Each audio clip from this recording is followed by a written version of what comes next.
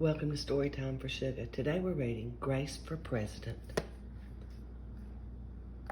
One Monday morning in September, Mrs. Barrington rolled out a big poster with all of the president's pictures on it. Grace Campbell could not believe her eyes. Where are the girls? That is a very good question, said Mrs. Barrington.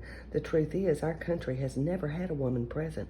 No girl president, ever? Grace asked. No, I'm afraid not, said Mrs. Barrington. Grace sat at her desk and stewed. No girls? Who'd ever heard of such a crazy thing? Finally, she raised her hand. Yes, Grace? I've been thinking it over and I'd like to be president. Several students in the class laughed. Well, I think that's a star-spangled idea, Grace, said Mrs. Barrington. In fact, we can have our own election right here at Woodrow Wilson Elementary. The snickering in the room stopped. Grace smiled. Would anyone else like to run for president? Mrs. Barrington asked the class. Nobody raised their hand. Becoming president was going to be easy, Grace thought. The next day, Mrs. Barrington made an announcement. In the name of democracy, I have invited Mr. Waller's class to join our election. Their class has nominated Thomas Cobb to be their presidential candidate. Grace's heart sank. Thomas was the school spelling bee champion. His experiments always took a blue ribbon at the science fair, and he was captain of the soccer team. Becoming president wasn't going to be so easy after all, Grace thought. The teachers put the names of all 50 states and the District of Columbia into a hat. Everyone except for Grace and Thomas got to choose a state. I'm Texas, said Anthony. I'm New Hampshire, said Rose. I'm Michigan, said Robbie. What does the number 17 mean? Each state is assigned a number of electoral votes. That number is determined by how many people live in that state, said Mrs. Barrington. Each of you will be a representative for your state. Altogether, our country has 538 electoral votes, Mr. Walker explained. On election day, the candidate who receives 270 electoral votes or more wins the election. Why 270, asked Rose. That's more than half of all the electoral votes, Mr. Waller said. Becoming president really wasn't going to be easy, Grace thought. Grace came up with a campaign slogan. Make history, vote Grace Campbell for president. Thomas came up with his own campaign slogan. Vote for Thomas Cobb, the best man for the job. Grace listened to what issues were important to the students, and she made a list of campaign promises. A peaceful school, no bullies, a cleaner school, no littering, better hot lunches, no more fish stick tacos. Thomas made up his own list of promises. Free tutoring, free soccer lessons, fish stick tacos every week.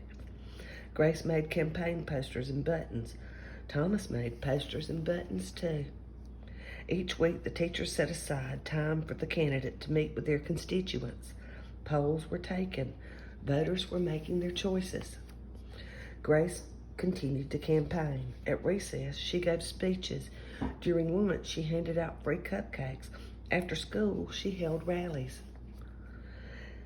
Meanwhile, Thomas wasn't worried. He had cleverly calculated that the boys held slightly more electoral votes than the girls. At recess, Thomas studied his spelling words. During lunch, he worked on his latest science experiment. After school, he played soccer. Even before the election, Grace made good on her promises. She joined the safety squad. She organized a school beautification committee, and she volunteered her time in the school cafeteria. In early November, Woodrow Wilson Elementary hosted a special Election Day assembly. Grace and Thomas took their places on stage as the school band began to play. Henry was the first representative to approach the microphone. The Yellowhammer state of Alabama cast its 9 electoral votes for Thomas Cobb. Fletcher said, the last frontier state of Alaska cast its 3 electoral votes for the best man for the job, Thomas Cobb. Hannah called out, the Grand Canyon state of Arizona cast its 10 electoral votes for Grace Campbell. And so it went. State after state after state cast their electoral votes. The scoreboard in the gymnasium kept track of the totals. The voting demonstration was quickly coming to an end. Clara approached the podium. The Badger State of Wisconsin cast its 10 votes for my best friend, Grace Campbell. Grace looked at the scoreboard. Thomas had 268 electoral votes. She had 267. There was only one state still unaccounted for, Wyoming. Thomas grinned. Grace felt sick. Sam walked up to the microphone. He looked at Thomas. He looked at Grace. He looked down at Grace's handmade flag. Sam didn't say a word. "What are you waiting for?" Thomas whispered. The band stopped playing. All eyes were on Wyoming. Finally, Sam cleared his throat. The Equality State of Wyoming cast its 3 electoral votes for Grace Campbell.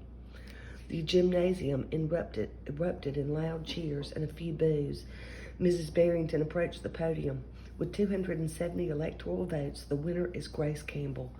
Thomas looked stunned. Grace hugged Sam. "Why did you do it?" she asked.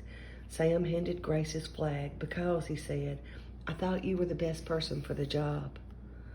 The following week, the students in Mrs. Barrington's class were preparing for the Career Days presentations. Grace volunteered to go first. She stood at the front of the room and glanced at the poster still hanging on the wall.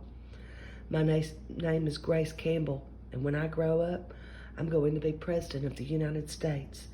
This time, everyone believed that she would.